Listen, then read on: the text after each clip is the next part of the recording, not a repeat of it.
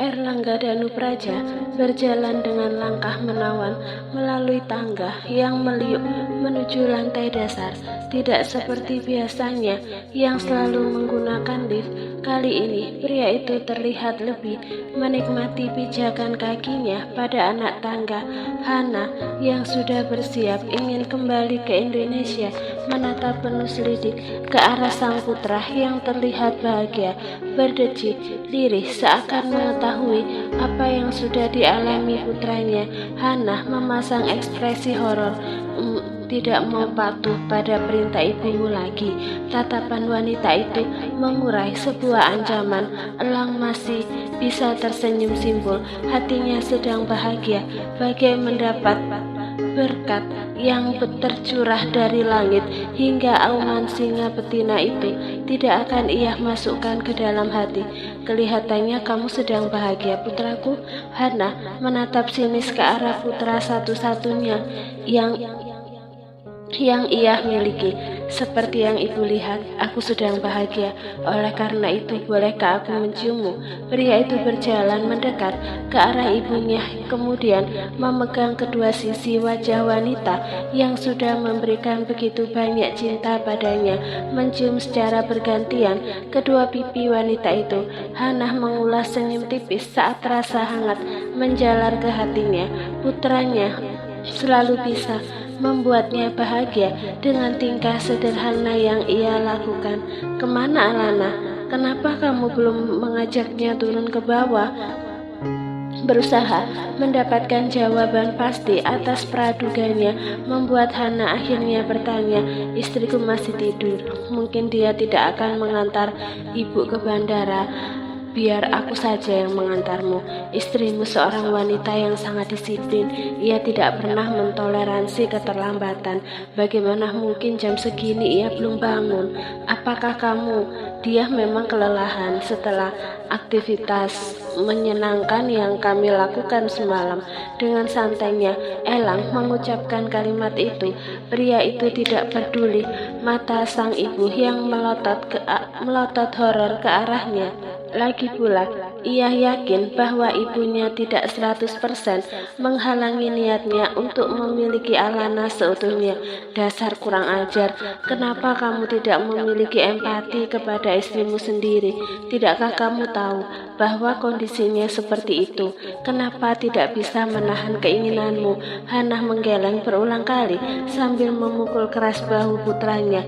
Sifat yang dimiliki Elang sama persis dengan suaminya, selalu ingin diuntungkan dan tidak mau rugi dalam keadaan apapun.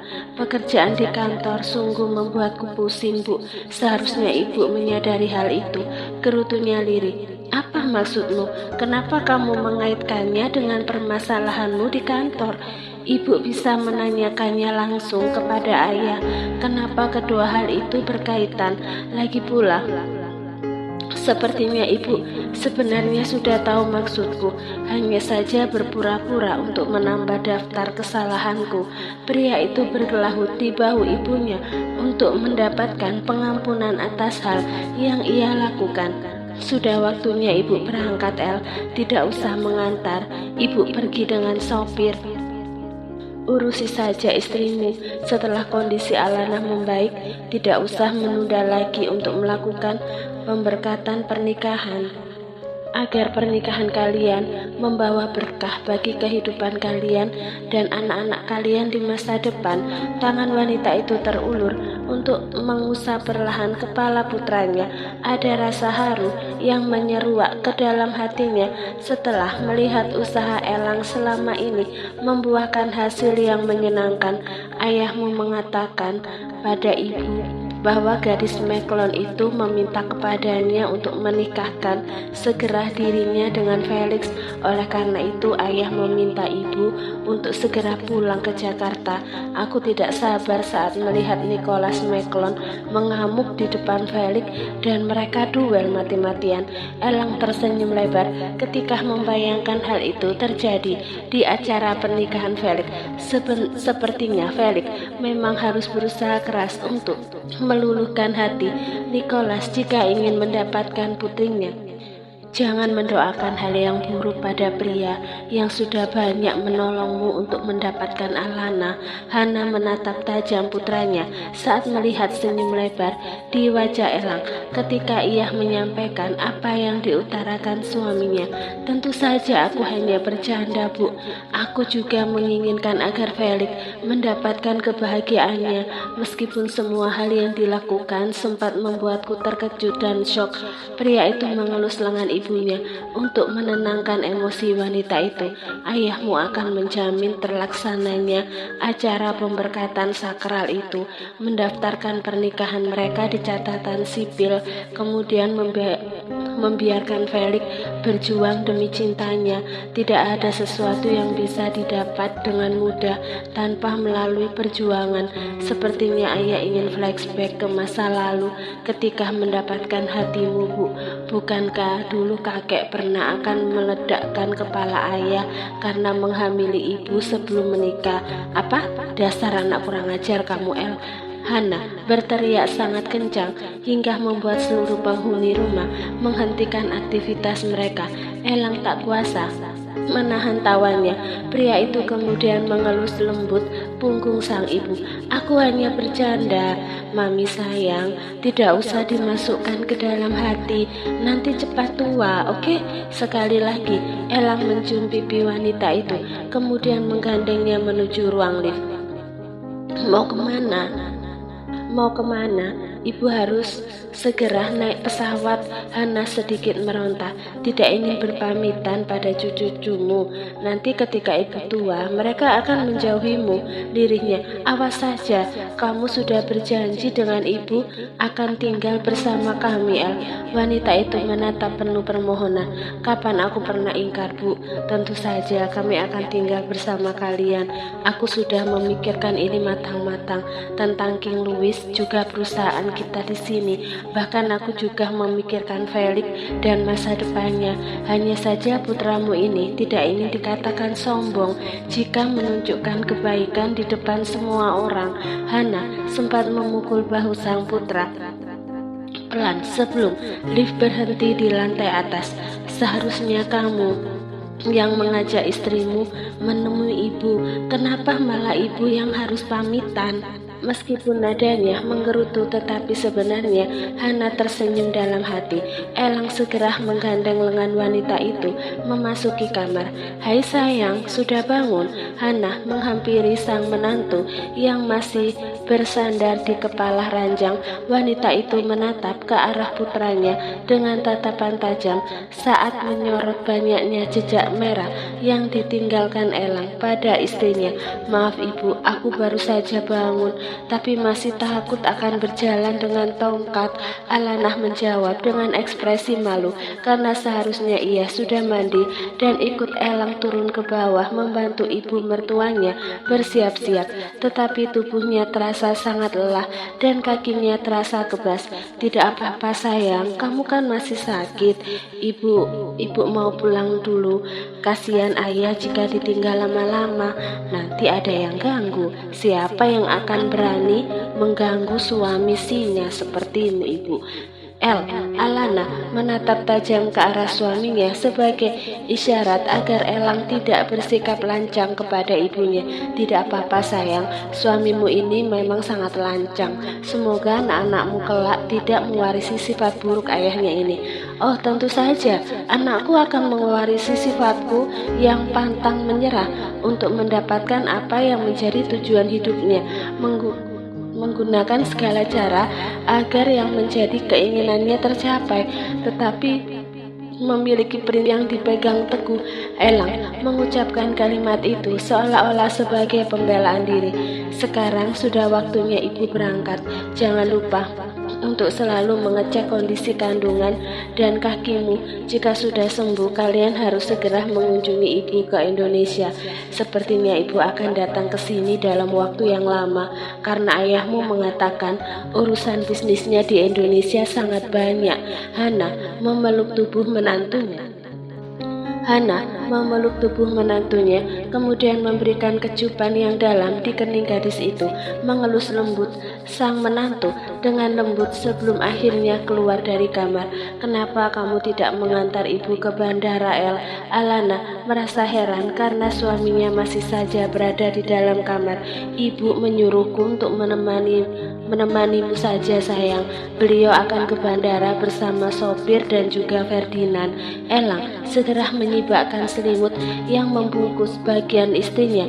Beruntung karena ibunya tidak melihat bahwa gaun yang dikenakan istrinya masih sampai bagian atas akibat ulahnya. Apakah kamu tidak ke kantor hari ini? Sebenarnya hari ini ada rapat penting di King Louis Company. Sayang sekali aku belum bisa datang. Atau jika kamu tidak keberatan mengantarku ke sana, aku akan datang. Gadis itu menatap Elang dengan penuh permohonan. Sebenarnya Elang sudah membicarakan ini dengan Mark mengenai rencananya yang akan menyuruh Mark untuk mengelola King Louis. Sementara waktu Alana harus fokus pada kehamilannya. Aku akan mengantarmu nanti. Jangan khawatirkan soal pekerjaan. Mark bisa dipercaya. Kakek sudah menempatkan orang-orang kepercayaannya sebelum dipanggil Tuhan. Beliau pasti sudah mengatur ini agar nanti kamu tidak kesulitan mengelola perusahaan. Elang berusaha menyembunyikan niatnya untuk mengajak Alana pindah ke Indonesia.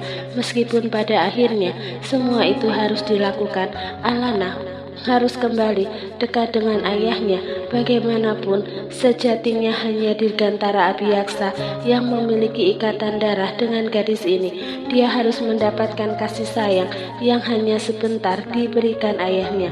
Kali ini Alana tidak menolak. Sewaktu Elang bersikeras untuk memandikannya, rasa malu itu mungkin berkurang sejak apa yang telah mereka lakukan semalam.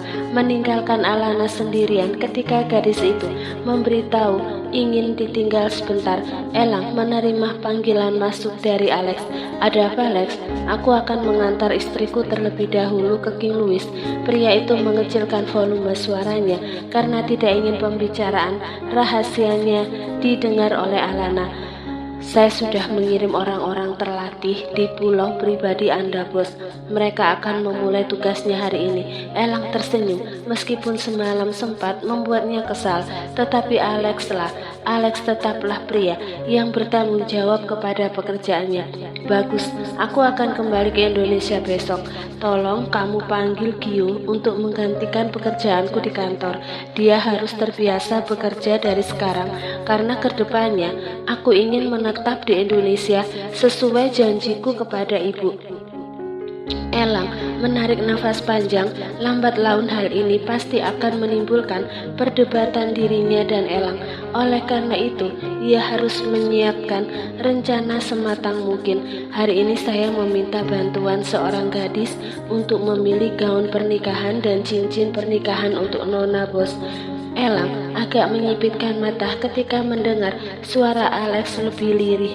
Kenapa suaramu sangat lirih? Siapa yang kamu suruh? Aku tidak ingin jika gaun pernikahan dan cincin pernikahan kami dipilihkan oleh seorang jalang.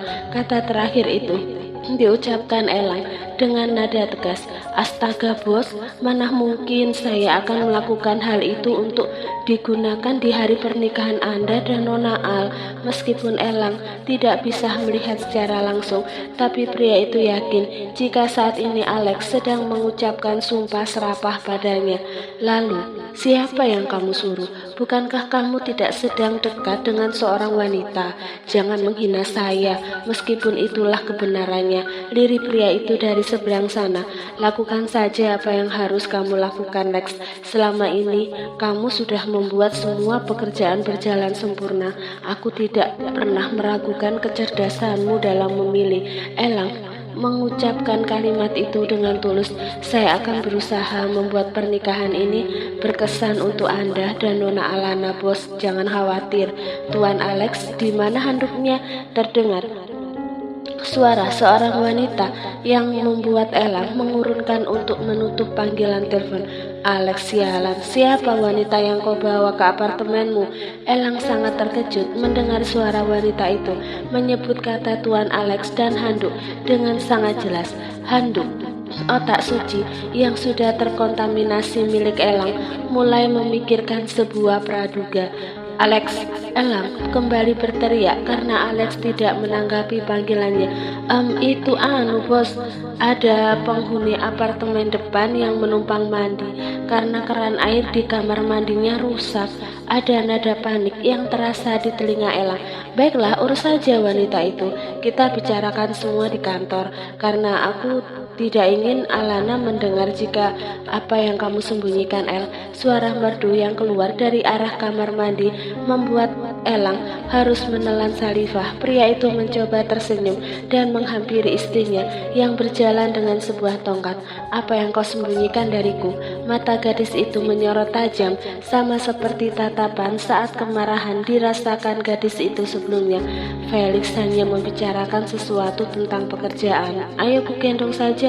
Elang bermaksud menggendong, tapi tangannya ditepis begitu saja oleh Alana.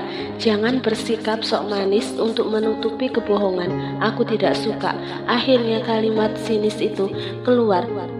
Untuk mengawali kegalauan Elang hari ini, Alana berusaha membuka walk-in closet dan mencari pakaiannya, tetapi tetap pada akhirnya gadis itu menyerah atas ketidakmampuannya. Jangan pernah berpikir setelah berhasil bersamaku, kamu bisa membuatku tunduk padamu. Meskipun acara itu bernada sangat tegas, tetapi gadis itu tetap menerima bantuan suaminya memakai pakaian. Elang sendiri hanya bisa menggeleng kepala meskipun ingin sekali mengatakan, "Hai Nona, siapa yang bersamamu? Bukankah kamu yang meminta dengan permohonan?" Tapi tentu saja kalimat itu hanya Elang ucapkan dalam hati. Elang kembali mengangkat telepon saat kembali berdering dari anak buahnya yang ia sebar di beberapa titik untuk mengamankan Alana di situasi tertentu. Ada apa, Morgan? Ekspresi Elang terlihat serius. Tuan Kendrick Orlando melarikan diri dari penjara setelah melenyapkan seorang polisi, bos. Harap Nona Alana berhati-hati.